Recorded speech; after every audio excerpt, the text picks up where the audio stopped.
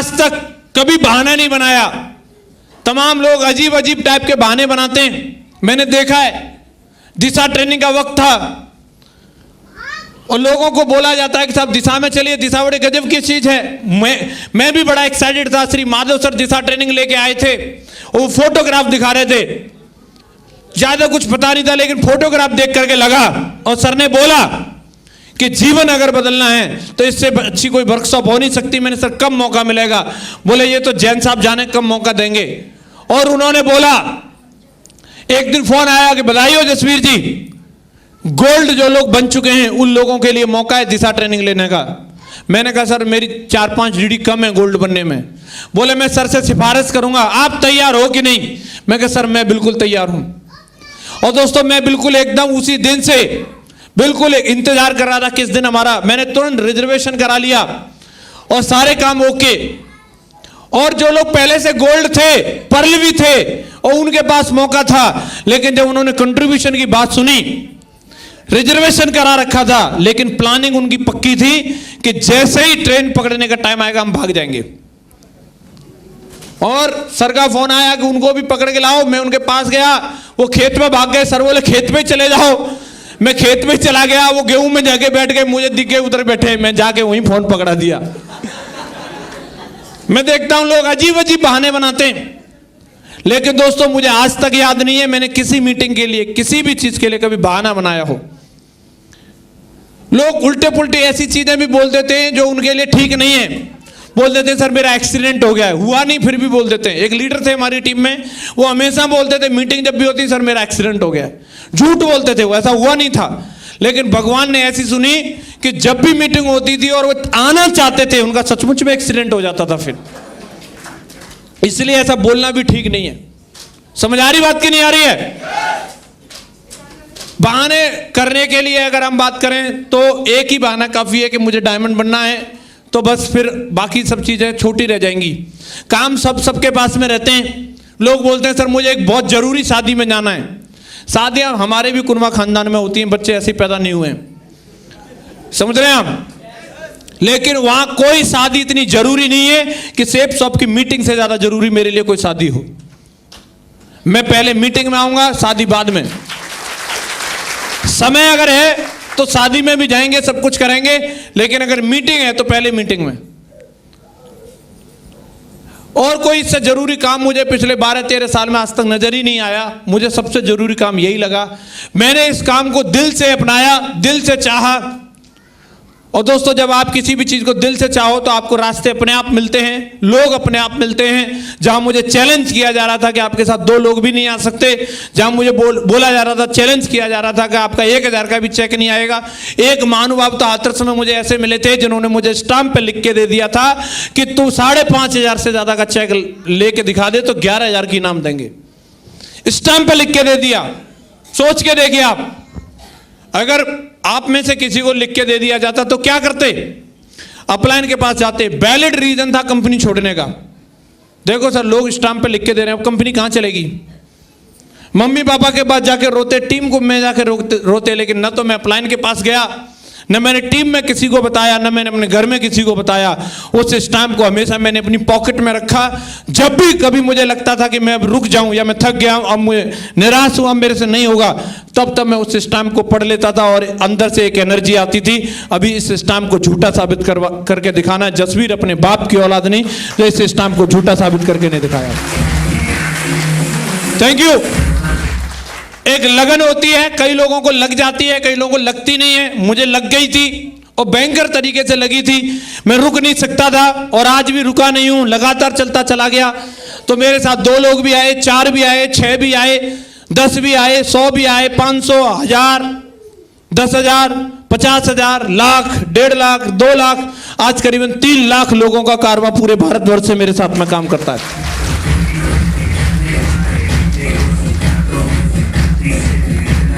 धन्यवाद। चैलेंज मुझे किया था 1000 के चेक के लिए। नवंबर 2011 से तो लगातार महीने के 8 लाख रुपए के चेक उठा रहा हूं। हर साल लगातार 1 करोड़ 4 लाख की इनकम मेरे पास आती है इस बिजनेस से। जहां इस बिजनेस को मैंने साइकिल से शुरू किया था, आज 50 लाख रुपए की BMW कार से इस बिजनेस को करता हूं। 50 लाख की BMW कार है। मैं अगर आज इस बिजनेस में नहीं होता तो जीवन में कभी भी इस तरीके की जिंदगी को नहीं जी पाता। मेरे जैसे तमाम लोग यहाँ पे कॉर्पोरेट के अंदर जॉब लेने के लिए आते हैं, मेरे से ज़्यादा डिग्रियां होल्डर रहते हैं, लेकिन कभी भी जीवन में उस कैरियर को नहीं पा पाते जो कैरियर आज सेप्स ने मुझे यहाँ से दिया है। 1 करोड़ के पैकेज के लिए आदमी अमेरिका भी जाने के लिए तैयार हो जाएगा। सच है कि नहीं? यस या नो? लेकिन यहाँ पे जब बोला जाता है मीटिंग में आ जाओ तो नानी मर जाती है। बहाने भी लोग अजीब अजीब बनाते हैं। एक बंदा जो है उसके गार्डन में सर घास खड़ी थी तो उसने सोचा मेरी मशीन खराब है, पड़ोसी से मांग लेता हूँ। पड़ोसी के पास गया, बोला साहब मेरी मशीन खराब हो गई है घास काटने वाली, क्या आप अपनी मशीन दे देंगे? तो वो बंदा बोलता नहीं मैं नहीं दूंगा। बोला क्यों? बोला क्योंकि मेरी बीवी खाना बना रही है।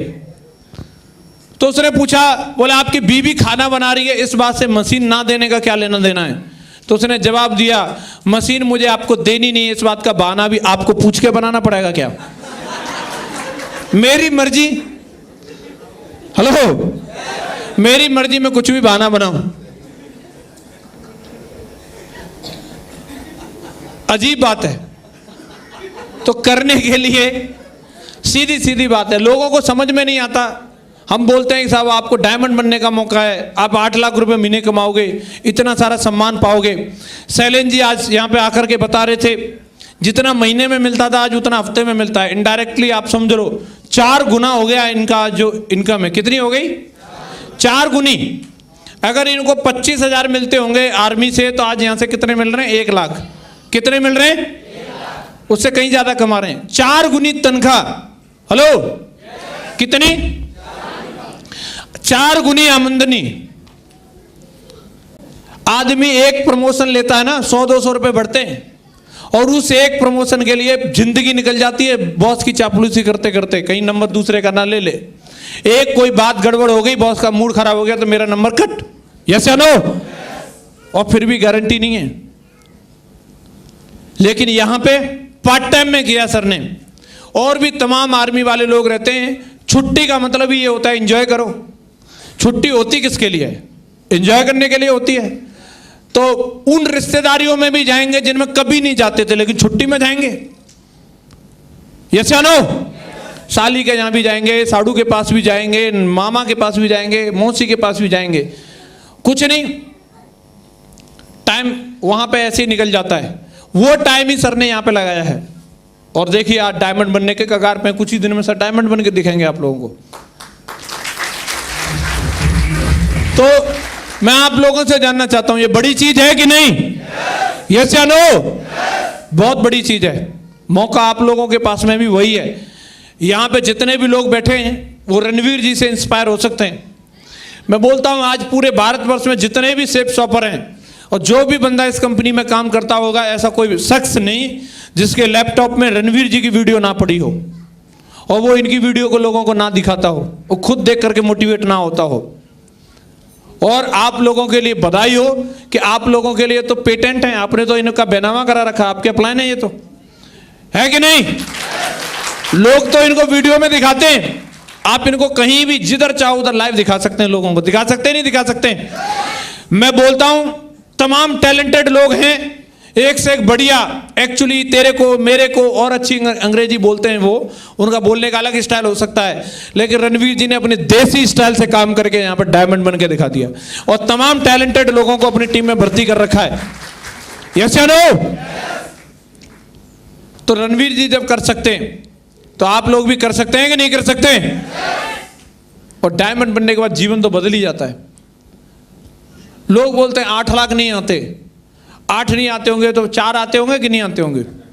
4 तो मान लो, 4 कम है क्या? 4 लाख महीने के। हेलो, 2 लाख तो आते होंगे। आपको जितने पच जाए उतने आते होंगे कि नहीं आते होंगे? अरे कितने भी नहीं आते हों, ठीक ठाक तो लगते हैं ये लोग के नहीं लगते? तो यही बहुत है, ये कम है क्या? उसमें क्या कि हम पहले दूध का काम करते थे सवेरे से लेकर शाम तक, चाहे हम 50,000 कमाएं चाहे लाख कमाएं, लेकिन दिन भर लीटर पौवा धोते रहते थे, टंकी धोते रहते थे। क्या मजा फिर पैसा का? पिताजी हमारे किसान कितना भी कुछ भी कर लो लेकिन रहेंगे धूल में। साहब कौन? जमींदार। काहे के जमींदार है? जिंदगी गोबर में और मिट्टी में।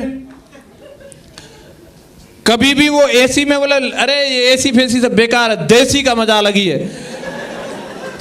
सच्चाई कुछ और ही रहती है। उनका भी मन करता है कि वो टीवी का रिमोट लेके बैठे, लेकिन मजबूरी क्या, मतलब एसी में बैठ के कहीं खेती होती है? नहीं होती, लेकिन सेफ शॉप होती है कि नहीं होती है? देख लो आप, थोड़ा सा कईयों को थोड़ी गर्मी लग रही थी, वो भाई साहब आए, सारी एसियों को टेस्ट कर करके गए। भाई करोड़पति लोग बैठे, कहीं किसी को गर्मी नहीं लग जाए। टेस्ट कर रहे थे मैडम आप वाले को करके गए ना? हाँ, शिकायत गई होगी ये एसी काम नहीं कर रहा है। और यहाँ पे भी लोग बोलते प्रॉब्लम है, तो भैया तुम वहीं चले जाओ जहां से आए हो, यहाँ पे भी प्रॉब्लम नजर आ रही है।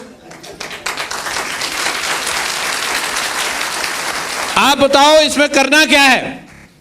प्लान ही तो दिखाना है। क्या करना है?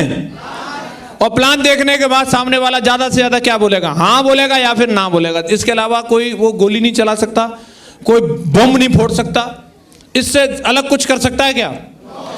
पंगा कहां है, प्रॉब्लम कहां है, दुख कहां पे? कि हम लोगों से जरूरत से ज्यादा उम्मीद लगा लेते हैं और वो हकीकत दिखा देता है और वहीं दुख शुरू हो जाता है।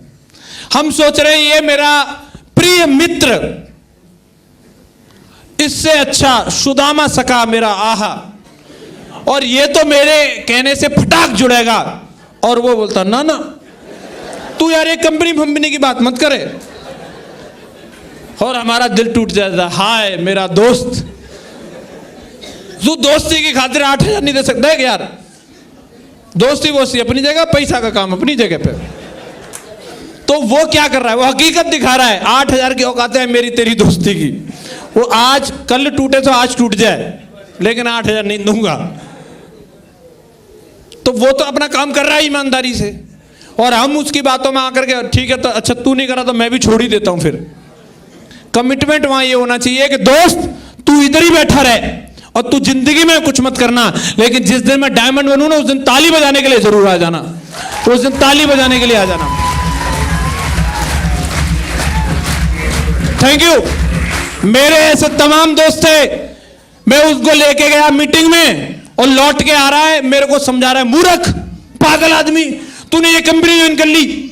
मेरे से पूछ लेता। मैंने कहा क्यों, तुम कौन, बिल गेट्स हो क्या? बोले अरे मेरे भैया ने करी थी पहले, इसमें कुछ नहीं होता। पूरे रास्ते मुझे इतना नेगेटिव करता है, मेरा मन कर रहा है कि इसे टेम्पो में से धक्का मार दूं। और मैं वो बंदे से कम 5 साल तक मैं मिला ही नहीं। मैं उसका गांव जाना बंद, मैंने दोस्ती कुट है। और कुछ समय बाद मैंने कहा वो तो कुछ बन गया होगा, जज वगैरह, डीएम फीएम। मैं ऐसे ही निकल के जा रहा था, मेरे भाई साहब साथ में थे, हम तो मैंने कहा चलो मिल लेते हैं उससे। तो घर पे गए, उसके पिताजी मिले घर पे। तो मैंने पूछा कहाँ है वो आजकल और कैसे क्या है? तो उन्होंने पूछा तुम बताओ। जानते तो थे ही मेरे को, ये हमारे लड़के का दोस्त है और वो रेलवे से रिटायर हो गए थे। तो उन्होंने मेरे से पूछा तुम बताओ तुम्हारा क्या चल रहा है? मैं बढ़िया गाड़ी में गया था, अपनी वैगनआर उस समय जो मैंने ले रखी थी। और क्या कर रहे हो, कोई नौकरी वोकरी लग गई, क्या है तुम्हारा? मैंने हाँ अंकल जी कुछ ऐसे ही है। क्या तनख्वाह वनख्वाह मिल जाती है? तो उस समय जो मेरे चेक आ रहे थे मैंने ईमानदारी से वही बताए। मैंने कहा हाँ मिल जाते हैं करीबन 4-1 लाख रुपए महीने में। 4 लाख रुपए महीने? 4 लाख? मैंने हाँ अंकल जी 4 लाख। ऐसी कौन सी नौकरी है लाला? मैंने कहा कुछ काम है। ऐसा कौन सा काम है? मैंने ये वही काम है जो मैंने उसको, दोस्त का नाम नहीं बताऊंगा अभी, उसको बताया था। तो बोले उसने नहीं किया। मैं ना उसे, अरे नालायक है, 2,000 रुपए महीने में होटल में टीचिंग कर रहा है। मैं क्या कर रहा है? 2,000 रुपए महीने पे टीचिंग कर रहा है। मैं सोच रहा था कि डीएम बीएम बन गया होगा। अरे उसकी अकल कहां है? लल्लू तुम वो बता और अभी पैसा ले। और उन्होंने तुरंत ट्रायंगल से ज्वाइनिंग ली और उनके बड़े भाई जो हैं उनकी भी ज्वाइनिंग कराई और उनका छोटा भाई था उसकी भी कराई। बोले उसको छोड़ के सब पूरे परिवार को ज्वाइन करा। और पूरी दमदारी के साथ काम किया। अभी 800-900 की टीम भी बना ली उन्होंने और दमदारी से काम कर रहे हैं बिजनेस में। तो उस समय वो दोस्त ने मेरे को जो बोला, लेकिन ये जरूरी नहीं है कि वो हमेशा सही कह रहा था। अगर मैं रुक जाता तो उसकी बात सही हो जाती, लेकिन मैं रुकने वाला नहीं था। आज आपको भी हो सकता है, आपके ऐसे तमाम लंगोटिया यार बोल रहे होंगे, अरे तुम्हारी आएगी गाड़ी, हाँ तुम बनोगे डायमंड। उनकी बात सही हो सकती है सिर्फ एक वजह से, अगर आप रुक जाओ तो। लेकिन अगर आप चाहो तो उनकी बात गलत सिद्ध हो सकती है अगर आप चलते रहो तो। क्या आप चलने के लिए तैयार हैं? यस या नो? मौत नहीं आएगी, गारंटी की बात है। यहां कोई गोलियां नहीं चलती। इतनी कसमें बातें तो आजादी के लिए भी मतलब खिलवाई नहीं होंगी। अगर भगत सिंह जी ऐसे मोटिवेट करते, हो सकता है 25-30 लोग फांसी चढ़ जाते हैं उनके संग। लेकिन यहां पे क्या बात कर रहे हैं हम? डायमंड बनने की बोल रहे हैं। देखो बढ़िया आराम से काजू रखे, मिठाई रखी है, सर लोग खा नहीं रहे, बच्चों को बांट रहे, तुम ही खा लो। और लोग बोलते हैं इसमें फिर भी प्रॉब्लम है। काय की प्रॉब्लम है? बढ़िया ऑडी A6 में बैठ के आए टनाटन, हेलो 5 स्टार होटल से चेकआउट करके आए, मजा नहीं आ रहा होगा? हेलो कई लोग बोल रहे हैं ये कंपनी का आदमी है, इसको सब मालूम है, इनको लोगों को ये मोहित कर लेते हैं, बस में कर लेते हैं, इनको सम्मोहन शक्ति आती है, क्या क्या नहीं बोलते लोग। तो देखो ये सब फालतू की बातें हैं, ऐसा कुछ है नहीं। मैं बंगाल का जादू वादू नहीं जानता। सच्चाई ये है कि सिस्टम है, यहाँ खड़ा हूं इसलिए मैं बोल रहा हूं और आप लोग सुन रहे हैं। बाकी मैं भी एक आम आदमी हूं। 17 नवंबर की बात है, हम लोगों को मीटिंग करने के लिए जाना था लखनऊ। तो मेरा जो मैंने नई कॉलोनी में शिफ्ट किया है, वो गाड़ी साफ करने वाला कोई मिला नहीं, तो मैंने सोचा चलो मैं खुद ही गाड़ी साफ कर लेता हूँ। नहाया धोया था नहीं, मैं गाड़ी साफ कर रहा था मैं। तो मेरे बगल में ही एक और व्यक्ति रहते हैं, वो आए वहाँ पे, तो वो ड्राइवर थे, वो मतलब जो है जो जिनका मकान है उनकी गाड़ी चलाते थे वो। तो आकर के वो पहले मेरी गाड़ी का उन्होंने ऐसे चक्कर काटा, फिर मेरे पास आके खड़े हो गए और मेरे से बोलते हैं ये कितने का एवरेज देती है? मैंने कहा ये देती है 12-14 का। बोले बढ़िया। कितने? 50 लाख की तो होगी कम से कम ये। मैंने हाँ इतने की ही। बोले अच्छा, आपके साहब क्या करते हैं?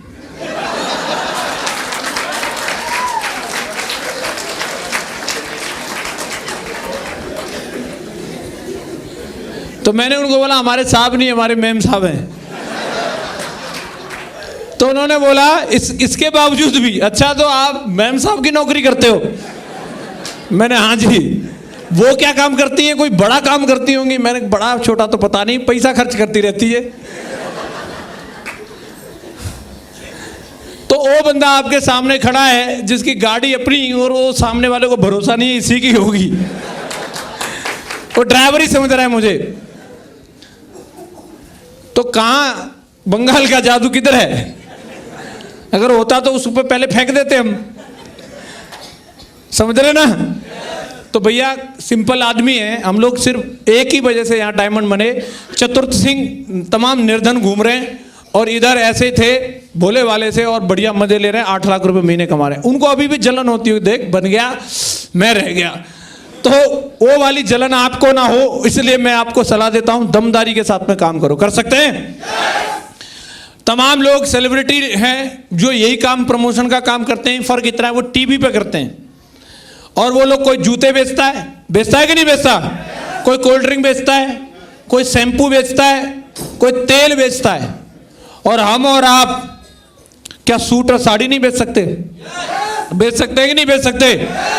तो जिस तरीके से उन लोगों की लाइफ हो गई है वैसे हमारी भी लाइफ हो जाएगी, इस बात का यकीन मानिए दोस्तों।